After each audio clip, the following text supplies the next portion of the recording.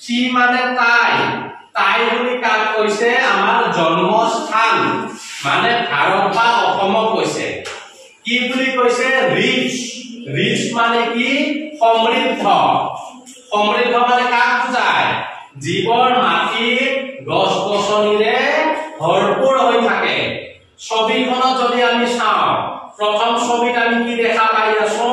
ধানৰ গছ দ্বিতীয় ছবিত আমি কি দেখা পাই আছো গেহুৰ গছ তৃতীয় ছবিত আমি কি দেখা পাই আছো শাক-পাচলিৰ গছ মানে আমাৰ অসম বা আমাৰ জন্মস্থান ৰিচ মানে সমৃদ্ধ ৰেয়াৰ মানে বিৰল বুলি কৈছে এতিয়া আমি দ্বিতীয় বাক্যত আহিম ইয়াত কৈছে ও she's a fresh and fairland she মানে তাই ইয়াতো তাই বুলি কাক বুজাইছে অসম বা আমাৰ জন্মস্থানক বুজাইছে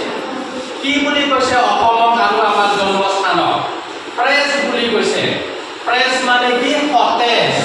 প্ৰথম ছবিখন যদি আমি চাওঁ এইটো কি হয় মানে সেউজীয়া সেউজীয়া গছ-গছনিৰে ভৰপূৰ হয় হয়নে এই সেউজীয়া গছ-গছনি কি বুলি কোৱা হয় ফ্ৰেছ বা সতেজ বুলি কোৱা হয় লগতে ফেয়াৰ বুলি কৈছে ফেয়াৰ মানে কি সুন্দৰ দ্বিতীয় ছবিখন যদি চাওঁ এইটো এটা সুন্দৰ ছবি নে বেয়া ছবি সুন্দৰ ছবি হয়নে গতিকে আমাৰ অসম বা আমাৰ জন্মস্থানক কি বুলি কৈছে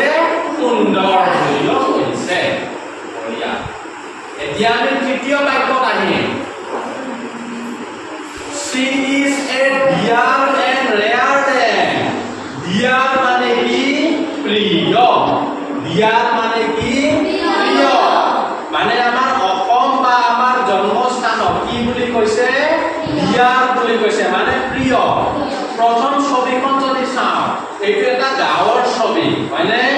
গৰু গাড়ী চলে মানুহ খোজকাঢ়ি আছে আমিও গাঁৱতে বসবাস কৰো হয়নে আমিও গাঁৱতে থাকো গতিকে এই গাঁৱটো আমাৰ কি হয় প্ৰিয় হয় লগতে প্ৰিয়ৰ উপৰিও কি বুলি কৈছে